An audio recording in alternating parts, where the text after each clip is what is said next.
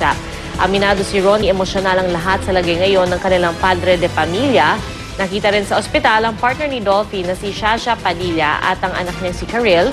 Dumating din doon ang ilang apo ng Comedy King tulad ni Roel Quizon.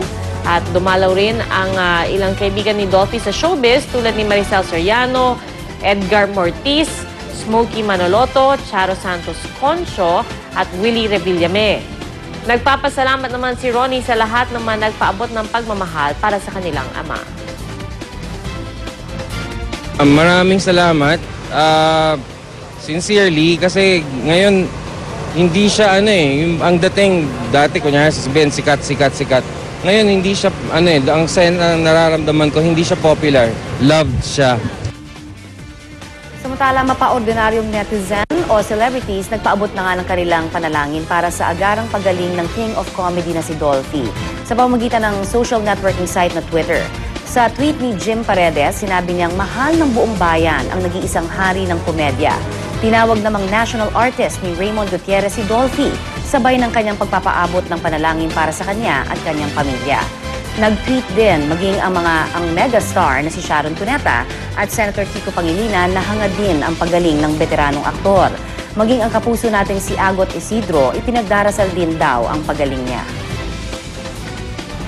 Samantala, maging ang mga tagahanga ng hari ng komedya na si Dolphy, nakikisampatya rin sa panagdaraanan ngayon ng pamilya Quizon. Panalangin din nila ang pagaling ni Dolphy na 83 taong gulang na. Ang ilan sa kanila nagkwento pa sa mga tumatak sa kanilang pelikula at palabas sa telebisyon ng King of Comedy. Labis din daw ang kanilang paghanga kay Dolphy dahil sa kabila ng kanyang katanyagan na natili pa rin mababa ang loob nito.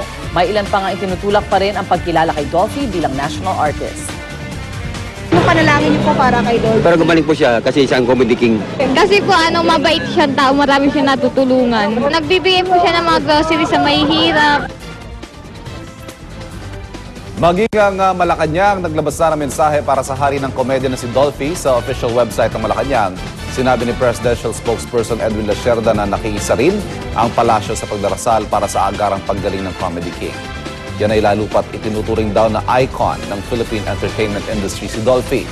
Nakikisimpatya rin daw si Pangulong Noynoy Aquino kay Dolphy maging sa kanya mga mahal sa buhay. Samantala, sa ibang balita naman po tayo, kung dati po Pilipinas ang madalas na umuutang sa ibang bansa, iba na po ang sitwasyon ngayon.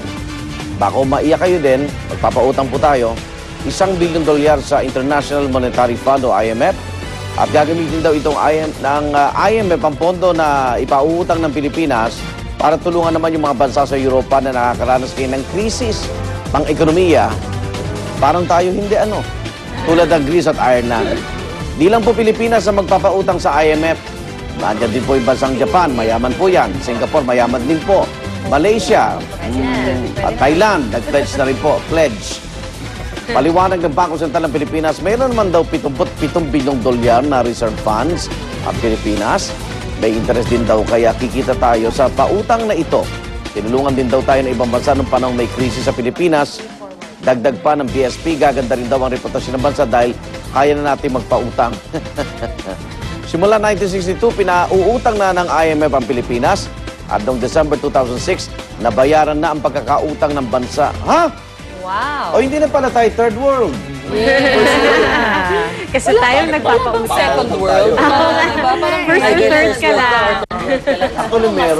Nag-level up tayo. Second world. Parang hindi ako naniniwala sa mga paliwanag. Pero maganda yun sa credit rating natin kasi ibig sabihin yung parang Kaya mo stable na. tayo. Hindi tayo ng dugas.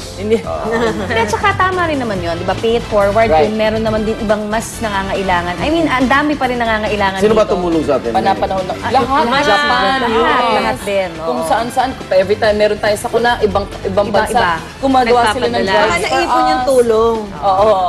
Magandang yan, Maganda yan sa karma atin. sa atin. Babalik din yan sa atin. Tama. Samantala, matapos mapabalita ang pagre-recall sa mga infant formula milk sa China dahil sa mercury contamination, mahigpit na rin ang pumabantay ng Food and Drugs Administration o FDA sa mga produktong gatas sa bansa. Kahit hindi naman nag-i-import ang Pilipinas sa mga produktong gatas galing China, hindi raw ito garantiya na walang nakakapasok na Chinese milk products sa Pilipinas. Posible raw kasing maipuslit o mas magil ito sa bansa. Kaya payo nila sa publiko maging mapanuri sa pagbili ng gatas. Dagdag pa nila, dapat may food registration number ang gatas, may tamang label, may pangalan ng manufacturer at distributor, at huwag din ng FDA sa pagbabantay sa merkado ang DTI. Samantala, nanawagan ng consumer sa China na pag-ibayuhin ng gobyerno nila ang pagbabantay sa mga binebentang gatas sa pamilihan.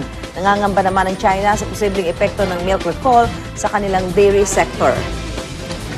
At bukod po sa mga infant milk product, ingat din po kayo sa pagbili ng mga pampaganda. Binabantayan din po ng Food and Drug Administration na FDA ang ilang direhistradong Chinese beauty products sa merkado. Lumabas kasi sa isinasagawang pagsusuri ng EcoWaste Coalition noong June 16 hanggang 18, positibo sa mercury o mas mataas na mercury content ang 13 beauty products na nabili ng grupo. Ang ilan sa mga produktong ito ay nabili sa ilang tindahan sa Quiapo, Binondo at Divisoria sa Maynila at Guadalupe sa Makati. Sa kanilang pagsusuri, lumabas na mula 550 hanggang 60,000 parts per million ang lamang mercury ng mga produkto.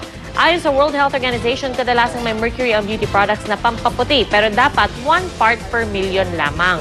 Ang labis na exposure daw kasi sa mercury maaaring magdulot ng sakit sa balat at kidney.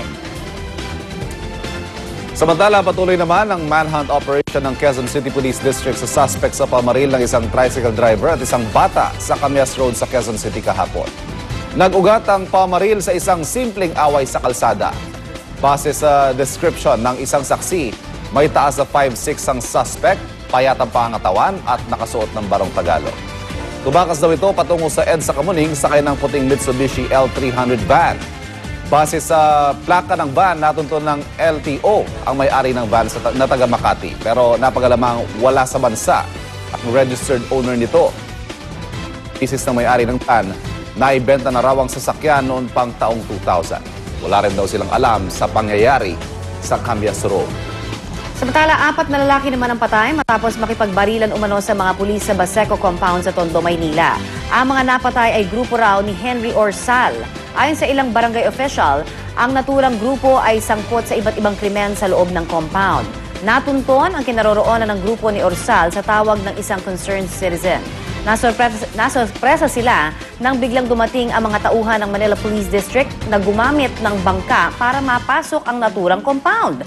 Ayon sa pulisya, nang sumigaw raw ang isa sa kanila ng pulis, bumunot agad ang grupo ni Orsal ng baril at pinaputukan sila. Giit naman ng mga kaanak ng dalawa sa nasawing suspect, inosente raw ang mga ito. Dagdag pa nila, pinagbabaril umano ang mga suspect kahit di sila nanlaban, bagay na itinanggi naman ng pulis. Magsasampa naman ng kaso laban sa mga pulis ang mga kaanak ng mga napatay. Samantala, alamin naman po natin ang pinakauling ulat panahon mula sa GMA Weather kasama ang ating resident meteorologist Nathaniel Cruz. Mang Danny, good morning po. I am ready. Serbisyong totoo ng GMA News. Good morning mga kapuso. Wala na nga po ang bagyong Karina dito sa Philippine Area of Responsibility. Sandali lamang siyang nanatili dito.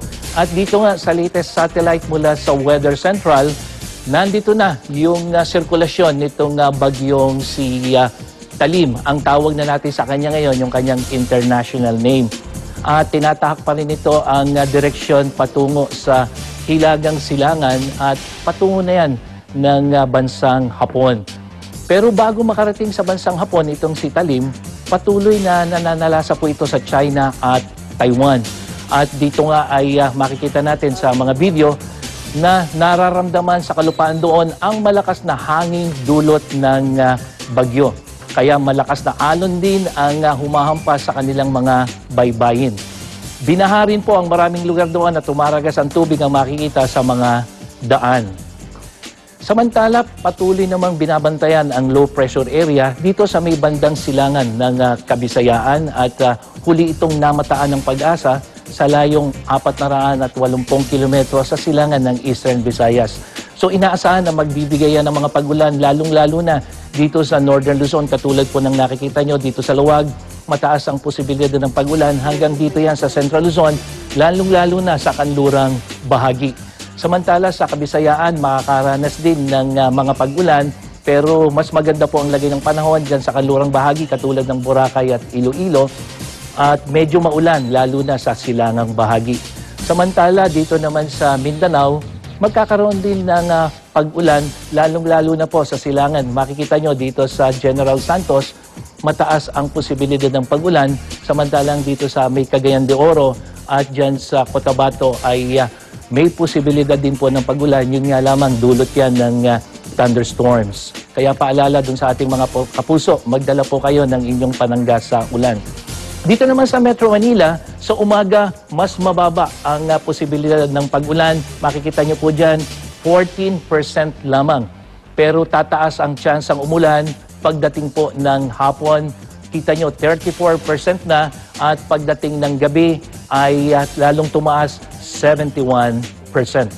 At dito naman po sa Metro Manila, sunrise natin kanina, 5:28 ng umaga at ang sunset mamaya ay 6:28 ng hapon. Ano man ang panahon, magplano, magsiguro. Makibalita sa GMA Weather. Ako po si Nathaniel Cruz para sa I Am Ready, serbisyong totoo ng GMA News. Maraming salamat, Mantani. Mga Igan, para sa pinakauling balita sa kondisyon ni Comedy King Dolphy at syempre iba pang mahalagang balita ngayong umaga, tutok lang kayo dito sa Unang Hirit!